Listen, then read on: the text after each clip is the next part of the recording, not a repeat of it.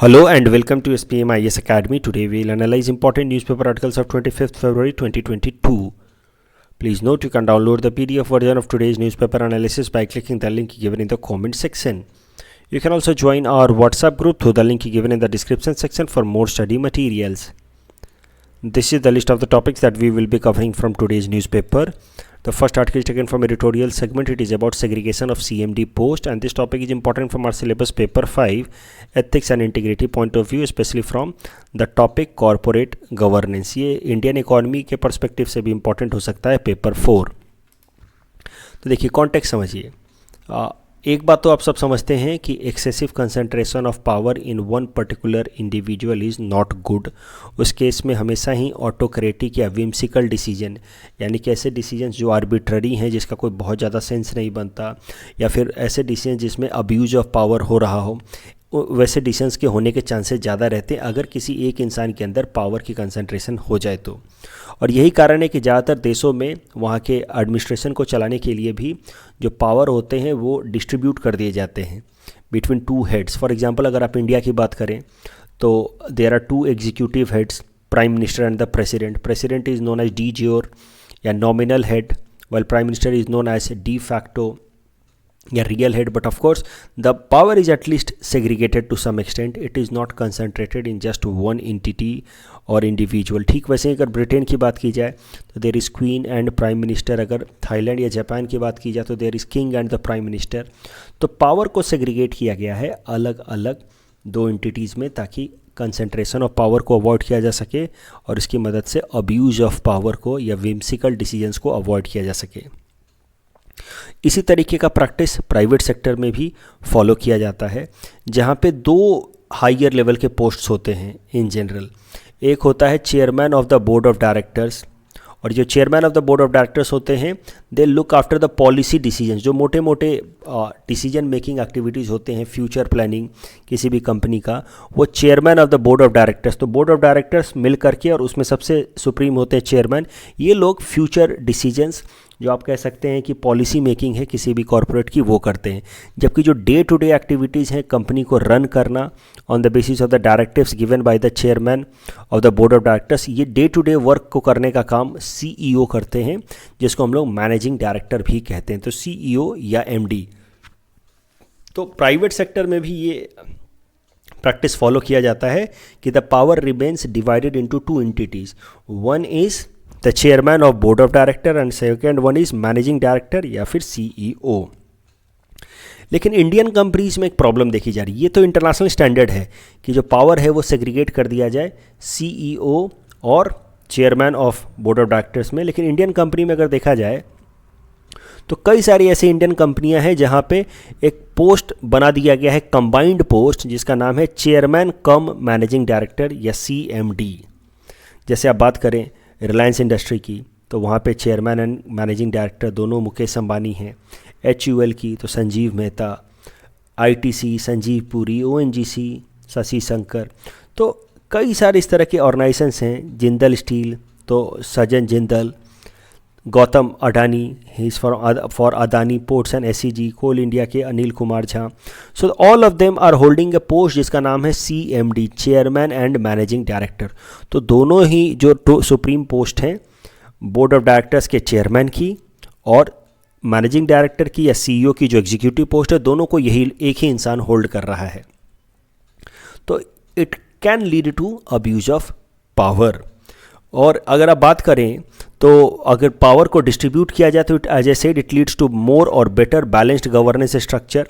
और इसी कारण से जो सरकारी हमारे यहाँ के बैंक्स हैं, पब्लिक सेक्टर बैंक्स, वहाँ पे जो CMD के पोस्ट्स हुआ करते थे उनको धीरे धीरे अब सेग्रीगेट किया जा रहा है.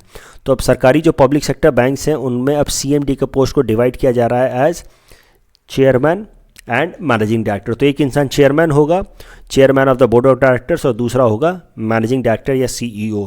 और ये जो किया जा रहा है पब्लिक सेक्टर बैंक्स के अंदर CMD पोस्ट को सेग्रीगेट करने का काम, this is being done on recommendation of PJ Nayak committee. तो ये PJ नायक कमेटी 2015 में बनाई गई थी और उन्हीं के रिकमेंडेशन पे CMD post public sector banks में सेग्रीगेट किए जा रहे हैं in order to have better functioning of these banks and better accountability.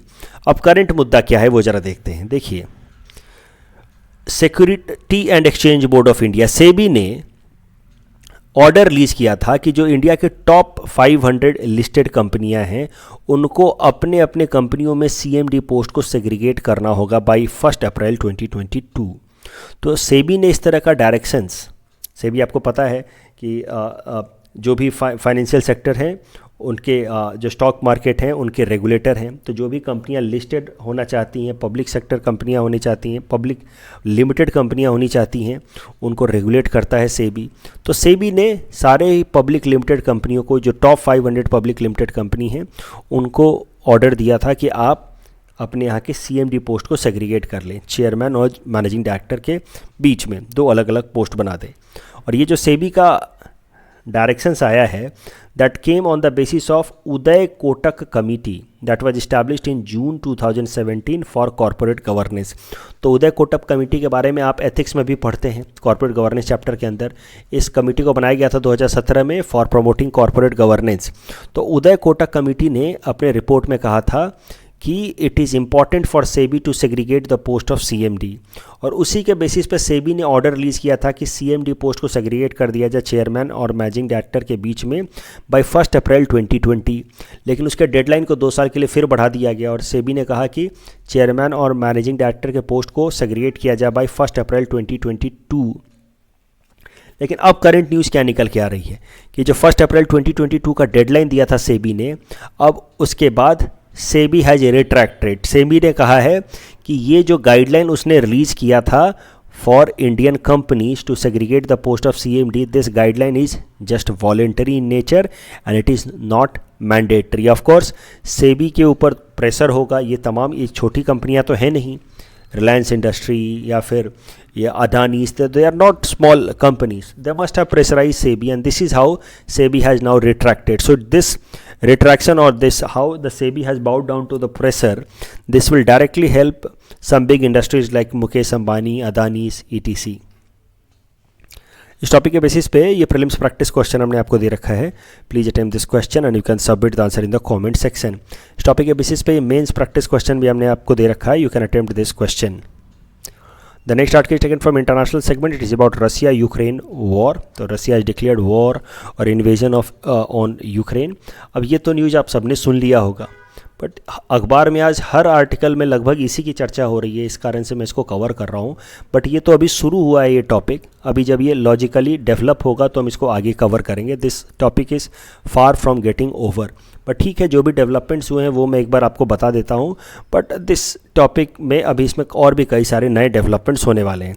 तो ऐसा कि जैसा आपने सुन ही लिया होगा कि रसिया जो कितने लगभग 1 महीने से भी ज़्यादा से उसने अपने फोर्सेस मोबिलाइज कर दिए थे, 1 लाख से भी ज़्यादा फोर्सेस यूक्रेन बॉर्डर पे।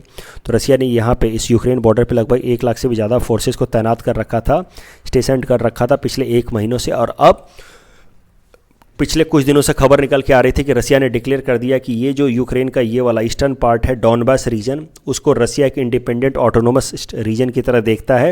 It does not see this Donbas region as territory of Ukraine. और अब खबर निकल के ये आ रही है कि रसिया ने फुल फ्लेजेड इन्वेजन या अटैक कर दिया है यूक्रेन के ईस्टर्न रीजन पे। ऑफ कोर्स काउंटर में यूक्रेन ने भी काउंटर अटैक किया है and Ukraine has severed all its diplomatic relations with रसिया।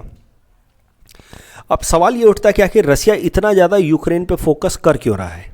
कारण वैसे पहले भी मैंने आपको बता दिया है कि देखिए, यूक्रेन एक तरह का बफर स्टेट है। Buffer state in the sense कि 2 बड़े बड़े कंट्रीज़ के बीच में या 2 बड़े बड़े ब्लॉक्स के बीच में एक समवॉट न्यूट्रल रीजन को बफर स्टेट कहते हैं।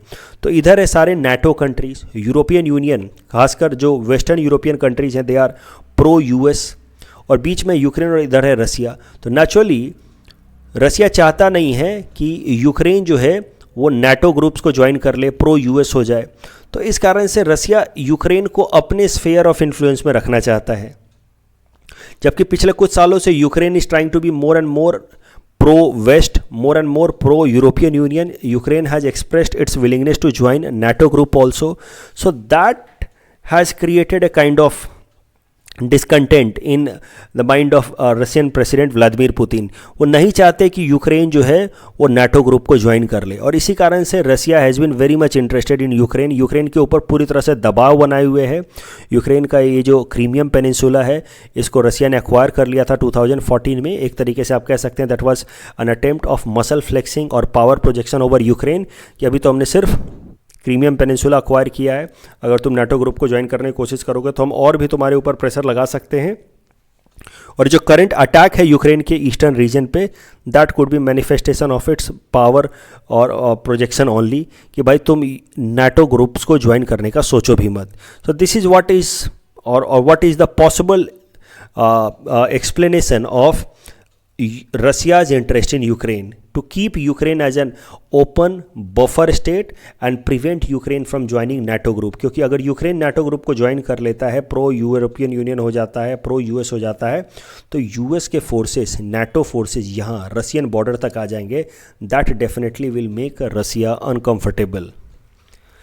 अब ये जो अटैक किया है रशिया ने यूक्रेन बॉर्डर पे और यूक्रेन के ईस्टर्न टेरिटरी पे, इसको लेकर के अलग अलग देशों के अलग अलग रेस्पॉन्स हैं, अलग अलग रिएक्शन हैं.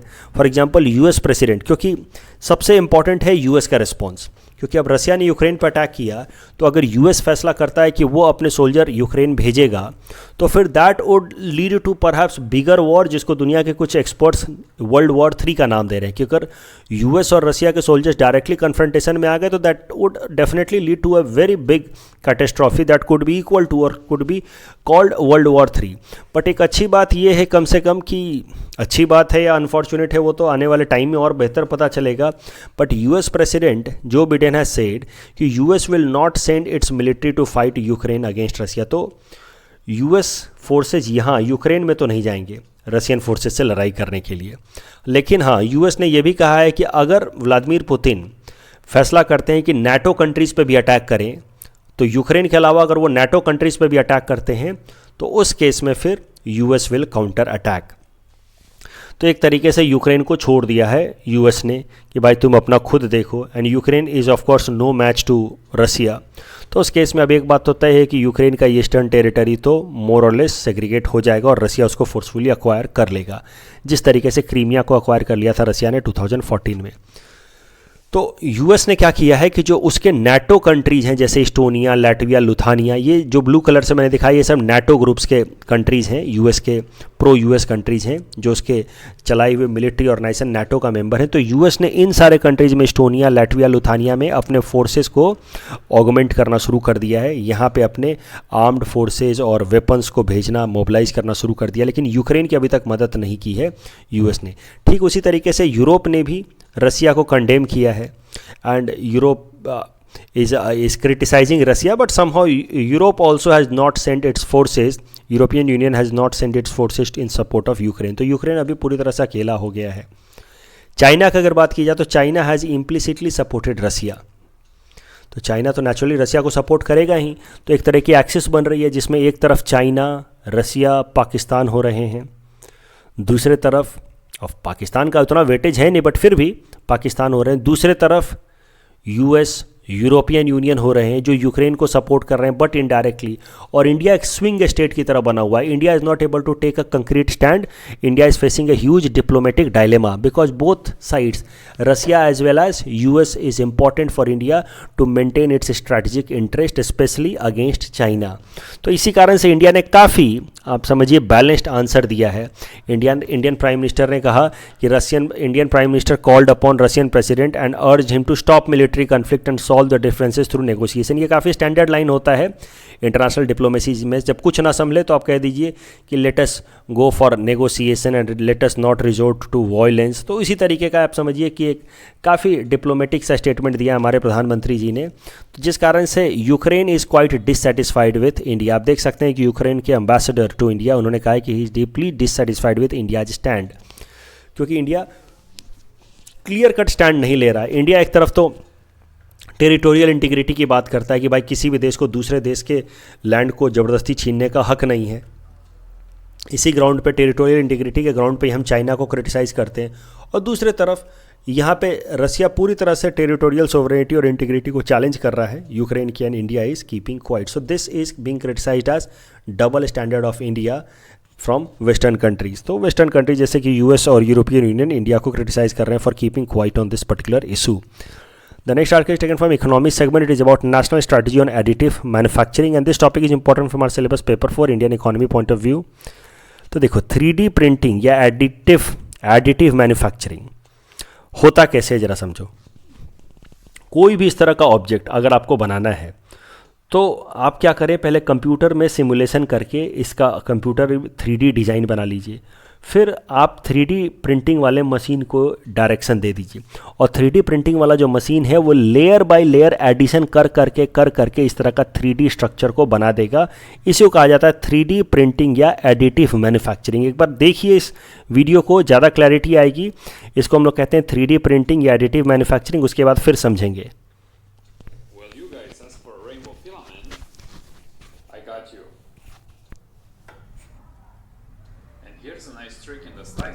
तो पहले कंप्यूटर में ये बना लिया ये इमेज. उसके बाद इस तरह की 3D प्रिंटिंग में स्टेप बाय स्टेप प्रिंटिंग करके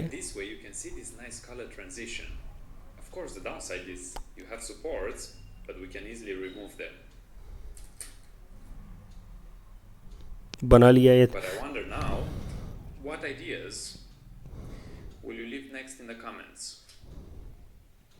ये 3D प्रिंटिंग करके ये ऑब्जेक्ट बना लिया. पहले इसका कंप्यूटर सिमुलेशन करके कंप्यूटर में डिज़ाइन बनाया, फिर उसको 3D मशीन में उसको डायरेक्शंस दे करके लेयर बाय लेयर प्रिंटिंग करके ये ऑब्जेक्ट बना लिया. इसी को कहते हैं हम लोग एडिटिव मैन्युफैक्चरिंग. एक लेवल्स पे दूसरे लेयर पे ऐड करके ऑब्जेक्ट को लेयर बाय लेयर ऐड करके हम लोग इस तरह के ऑब्जेक्ट को बनाते हैं. इसको हम लोग 3D प्रिंटिंग एडिटिव मैन्युफैक्चरिंग कहते हैं. अब एडिटिव मैन्युफैक्चरिंग में इंडिया अभी ज़्यादा डेवलप्ड है नहीं. ये फॉरेन कंट्रीज़ में, यूरोप में और यूएस में एडिटिव मैन्युफैक्चरिंग या 3D प्रिंटिंग जो है ज़्यादा डेवलप्ड है. What are the challenges in adoption of additive manufacturing in India?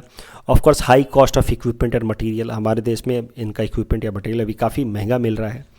Lack of additive manufacturing ecosystem. तो इकोसिस्टम अभी डेवलप नहीं है. फॉर एग्जांपल एडिटिव मैन्युफैक्चरिंग द्वारा बनाए गए जो प्रोडक्ट्स हैं उनका मार्केट में अभी डिमांड नहीं है.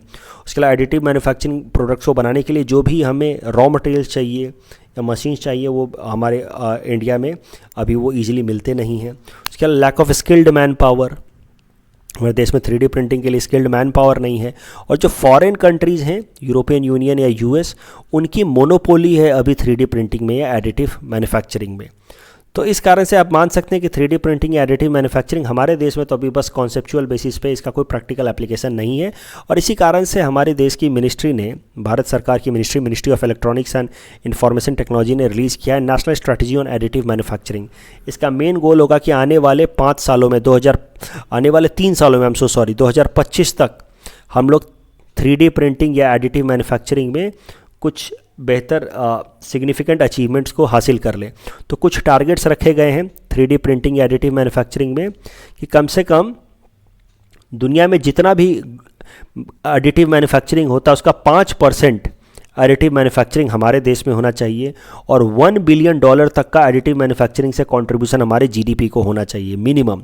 प्लस 2025 तक ये भी टारगेट है कि 100 नए स्टार्टअप्स एडिटिव मैन्युफैक्चरिंग के फील्ड में डेवलप किए जाएं और कम से कम 500 नए प्रोडक्ट्स एडिटिव मैन्युफैक्चरिंग के बेसिस पे हमारे देश के अंदर बनाने शुरू किए जाने चाहिए. This is the goal of national strategy on additive manufacturing. इस टॉपिक के बेसिस पे एडिटिव मैन्युफैक्चरिंग या 3D प्रिंटिंग के बेसिस पे यूपीएससी ने 2018 में एक इस तरह का पीटी में सवाल पूछा था. इसको आप अटेम्प्ट कीजिए. इसको अटेम्प्ट करने के लिए आपको ये हिंट्स भी देखने की जरूरत पड़ सकती है, तो एक बार इसको देखिए और इसके बेसिस पे इस क्वेश्चन को आप अटेम्प्ट कर सकते हैं. And you can submit the answer in the comment section. The next article taken from Assam segment. It is about president's visit to Assam. This topic is important from our syllabus paper 6 Assam issues point of view. तो देखिए हमारे president Ramnath Kovind ji Assam visit पे होंगे आने वाले 3 दिनों के लिए 26 फरवरी ऑनवर्ड्स 26 फरवरी तक. तो इसमें 2-3 जो इम्पोर्टेंट जो उनके प्रोग्राम स्केड्यूल में होने वाले इवेंट्स उनको हमें देखना है क्योंकि वो हमारे एग्जाम पर्सपेक्टिव से इम्पॉर्टेंट हो सकता है. सबसे पहले he will be participating in inauguration of an year-long celebration of 400th birth anniversary of Lachit Borphukan. तो लचित बोरफुकान जी का इस साल 2022 में 400वां जन्मदिन हम मनाएंगे। उसके लिए पूरे साल भर सेलिब्रेशंस होंगे हमारे स्टेट असम में, और उसी 400 सालों के जो उनकी बर्थ एनिवर्सरी है, 400th ईयर बर्थ एनिवर्सरी है, उसका पूरे साल भर का जो सेलिब्रेशन है उसको स्टार्ट करेंगे हमारे प्रेसिडेंट रामनाथ कोविंद जी। उसके अलावा he will also be laying foundation of एला बॉय वॉर मेमोरियल। तो एला बॉय वॉर मेमोरियल के बारे में आपको पता होगा, ये भी लचित बोरफुकान जी से ही रिलेटेड है। अगर आपको इनके बारे में, वैसे वर्ल्ड हिस्ट्री, असम हिस्ट्री आप मुझसे बेहतर जानते हैं, असम हिस्ट्री में आपने ज़रूर पढ़ रखा होगा, बैटल ऑफ सराय घाट से कुछ ही पहले एला बॉय मसाकर या एला बॉय वॉर हुआ था।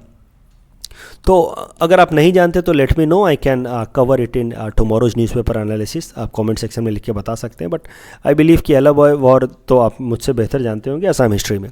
तो मुद्दा ये है कि दो चीज़ें आपको बस याद रखनी है। Because of the president visit, these two topics have become important for this year from APSC perspective. पहला तो लचित बोरफुकान जी के बारे में कुछ ना कुछ क्वेश्चन आ सकता है, क्योंकि उनकी 400वीं जन्मदिन सालगिरह है, और उसका हम लोग पूरे साल भर सेलिब्रेशन करने वाले हैं। और उसके अलावा एला बॉय वॉर मेमोरियल इस साल के लिए इंपॉर्टेंट है। लचित बोरफुकान जी के बारे में कुछ इंपॉर्टेंट चीज़ें देख लेते हैं। वॉज बॉर्न ऑन 24 नवंबर 1622, तो 400 साल पूरे हो गए हैं 2022 में, और इसी कारण से 24 नवंबर को लचित डे या लचित दिवस मनाया जाता है। कि सबसे बड़ा contribution of course is the battle of victory of Assamese army at the battle of Saraighat. उसके अलावा एक और फैक्ट जो है, मुझे लगता है इस बार APSC PT में ये सवाल आया था कि national defence academy since 1999 has been conferring the best passing cadet with Lachit Borphukan gold medal named after Assam के जनरल लचित बोरफुकान। कल जो हमने आपको प्रैक्टिस क्वेश्चन दिया था उसका आंसर देख लेते हैं। The central government can release both treasury bill and dated security, the state government can release only treasury bill, this is wrong. The state government can only release dated security, that is known as state development loan. So the correct answer is option A. And physical stability and development, financial stability and development council के chairman तो finance minister हैं, but this is not a statutory body, this is a body created by executive authority या executive order. So the correct answer is option A, one only. That's all from our side for today. Thanks for watching.